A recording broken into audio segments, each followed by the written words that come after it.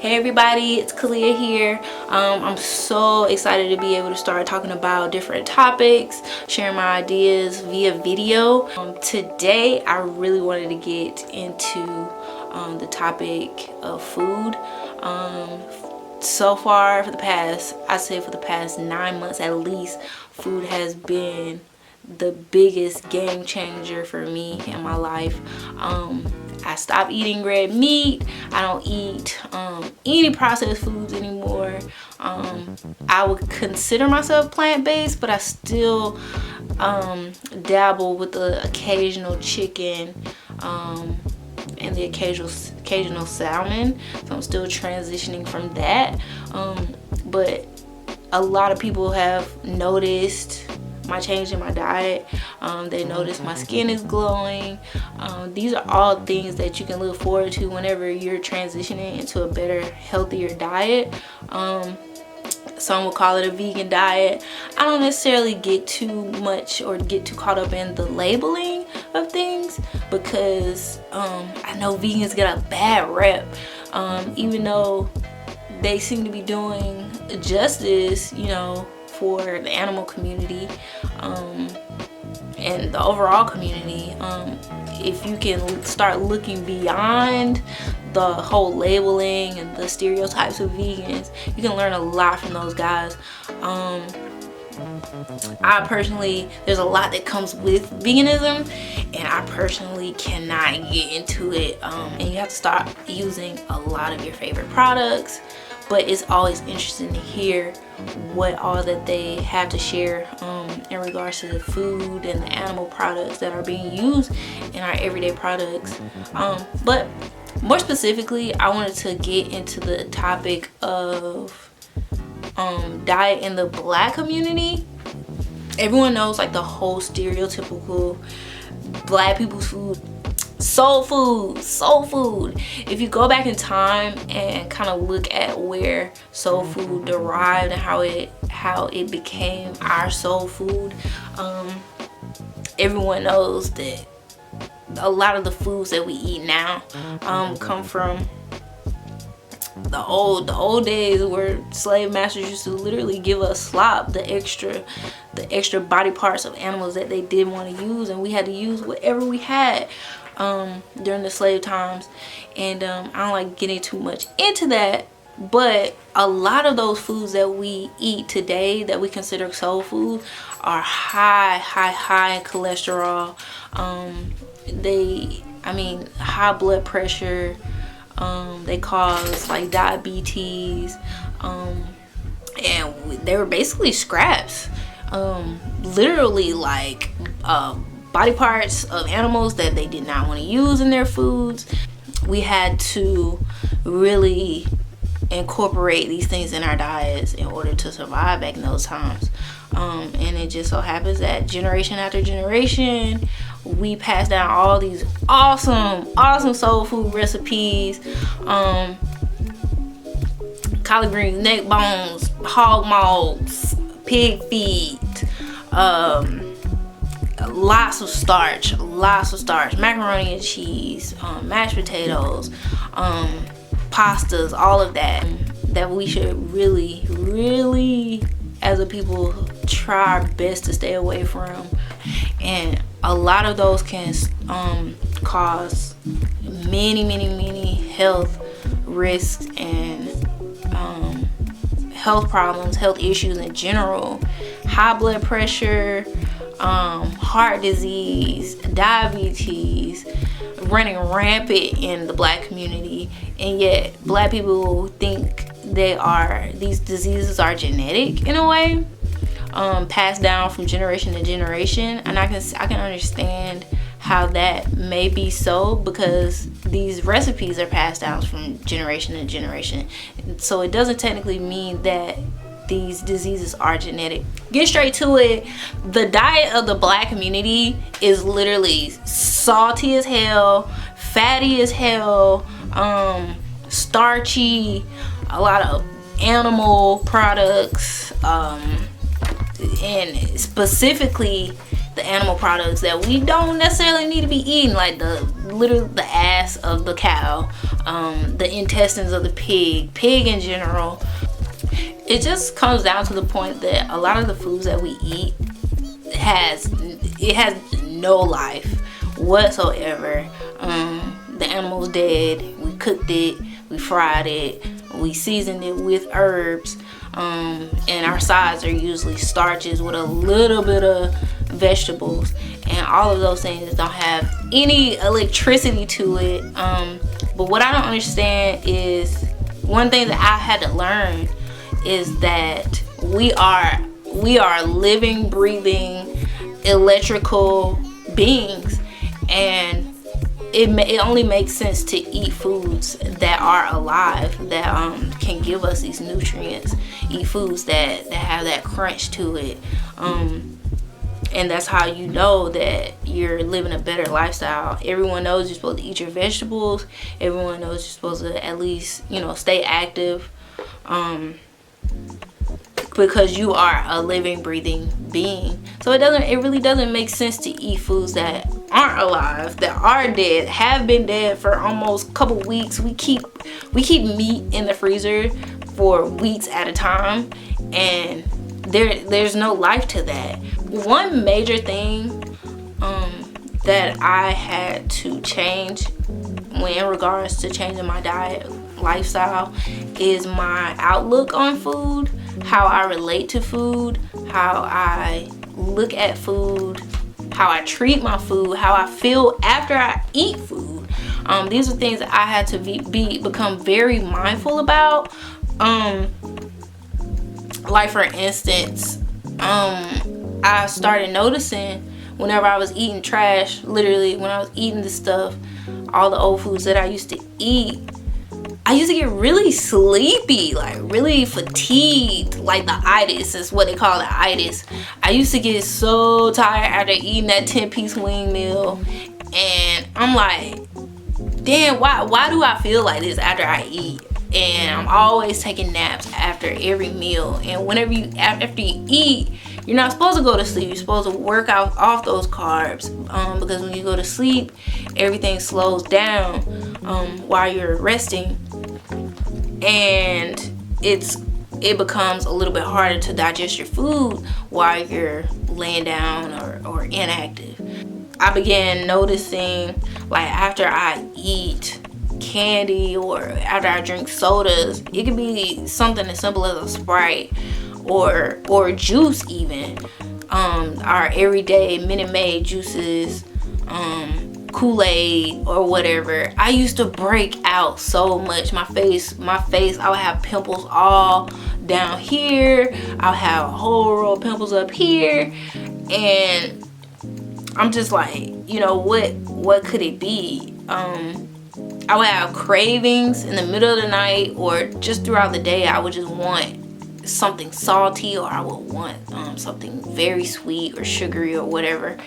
And these are all things that I started to notice about my diet, and it just, I don't know, some about it just didn't sit well with me. And that's not even including the weight that I had put on. Even though I'm a small person in general, but I used to notice, like, I would gain weight in very unwanted areas, like my stomach and my belly or whatever, and especially like in my chin area, you know, where you gain weight. Some people are different from the next person, so I gained weight in weird areas, and I wasn't energized. I didn't feel energized. I felt very sluggish, just tired all the time, and my mood in general was just like, just very passive, like whatever, you know. I would always be excited about eating, but you know how you fix your mouth for something and you finally get it, and it just wasn't quite what I wanted. Some foods that I would eat, it wasn't fulfilling as I would like for it to be. And I just started noticing these things. One day I woke up and I was like, I'm tired. Like, enough is enough. Like, what is up? And then, like, these, okay, guys, y'all have to check out these videos, these movies, documentaries, whatever you want to call them, on Netflix. There are literally documentaries out there that will zap you out of whatever food addiction that you have. And they really break down to you the foods that we eat every day, the foods that people advertise for us to eat. Every time you turn on the TV, it's something in regards to meat. It's something like McDonald's or Burger King. Or you get all this food for $5. You get all this food for such a cheap amount, but the food that they're advertising isn't nourishing at all. No nutrients. It's just bad. It's greasy. It's only fulfilling for that moment, and there's no good benefits from eating these types of food. Some of the documentaries that they have on Netflix really break it down to you about things like what's in our food. You would not believe the stuff that's in our foods, guys. We have to stop it. We gotta stop eating this crap. It's crazy because whenever I come around people with all my healthy snacks or whatever I'm eating for the day, people want to know a little bit more about what I'm eating, and they're genuinely interested in it because they subconsciously see the connection between me eating this stuff, where I came from, and where I am now in regards to my health, my mood, my energy levels, my skin, my weight. They're seeing the connection, but whenever I start talking about these things and actually breaking it down to them, they're like, nah, I'd rather not eat healthy right now, so I don't like the way the food tastes. Or I know a lot of times people don't want to eat healthy because they're afraid that it doesn't taste good. And I promise you, I used to be like that. I used to be at a point where I did not like but a certain type of vegetable. It would have to be broccoli or the occasional collard greens, or it wasn't like the stuff that I'm eating now. I'm eating like anything green, I'm craving it. Anything that grows out of the ground, that's my motto. I want it. I had to really take a step back and think about the things that directly affect my mind, body, spirit, soul, whatever. Me being a psychology major, I'm already in my head, so I'm already very cognizant about the things that I think about, the things that I subject myself to, as far as my thoughts and the feelings that I have for certain thoughts that I have. I had to really pay attention to that. But as far as like my body, I didn't realize the connection.